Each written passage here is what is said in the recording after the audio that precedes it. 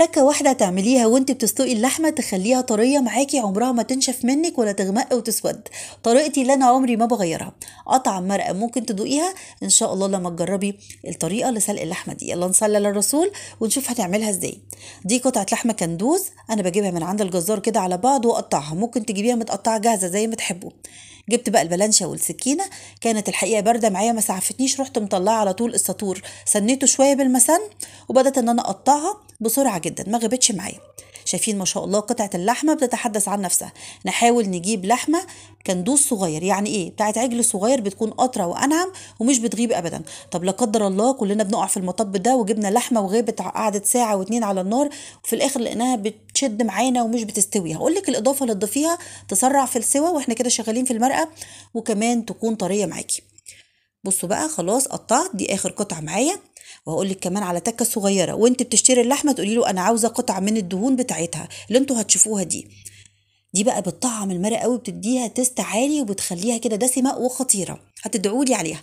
برضو قطعتها وهبدا بقى اجيب الحله الكبيره على النار واسخنها كويس جدا، ولازم في الاول النار تكون عاليه. اول حاجه هضيفها قطعه الدهون اللي انتوا هتشوفوها دي، هي هتسيح شويه وهقول لكم هنعمل ايه بيها.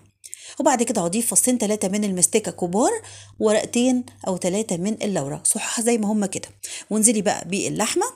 ليه انا بدي صدمة في الاول اللحمة؟ التكة دي مهمة، في ناس كتير بتسلق اللحمة بالطريقة العادية، بتغلي المية والشوربة يعني وتضيف الاضافات وتنزل باللحمة. لا، جربي اديها صدمة في الاول، هتحتفظ بالعصارة بتاعتها وتبقى طرية جدا معاكي وجوسي، وطعم المرقة بيكون خطير.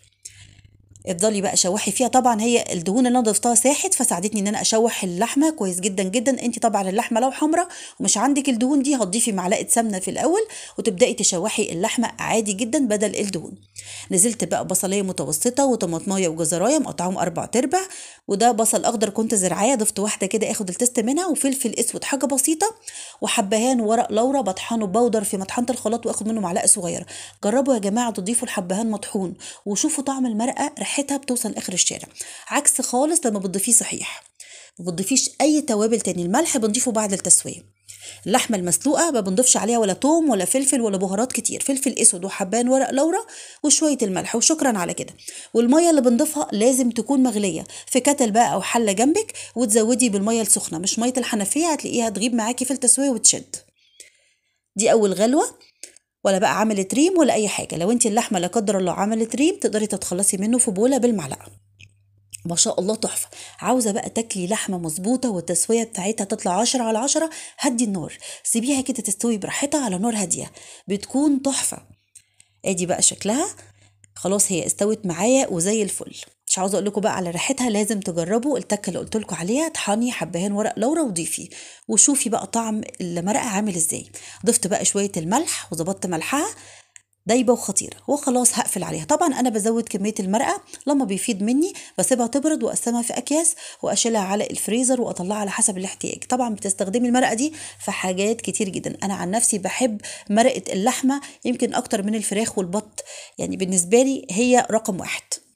وطبعا الاكل اذواق براحتكم، بس انا بقولك الطريقه الصحيحه بعد عده تجارب لسلق اللحمه، دي كانت افضل طريقه، واللحمه كانت محتفظه كده بالطراوه بتاعتها، مش ناشفه ولا غامقه ولا مسوده زي ما انتم شايفين وانا بضيفها في البوله. خطيره. طبعا عيد الاضحى قرب، كل سنه وحضراتكم طيبين.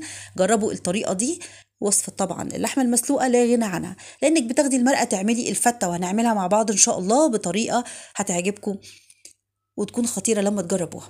وادي بقى شكل المرقه، شايفين بقى الجمال والعظمه، كانت ريحتها خطيره وتحفه. نطلع بقى قطعه كده ونشوف قلبها عامل ازاي، دايبه مش غامقه ومسوده معايا ولا اي حاجه. هي طريقة سهلة بسيطة ما فيهاش اي تعقيد، بس في تكات كده صغيره يا ريت نلتزم بيها. طب انت جبتي لحمه وحسيتي ان هي غابت معاكي في التسويه، هتضيفي معلقه سكر صغيره، نسيت اقول لكم قبل ما اختم، اثناء السلق هتستوي معاكي بسرعه وتكون هايله جدا. انتظروني في فيديو جديد، وباي باي.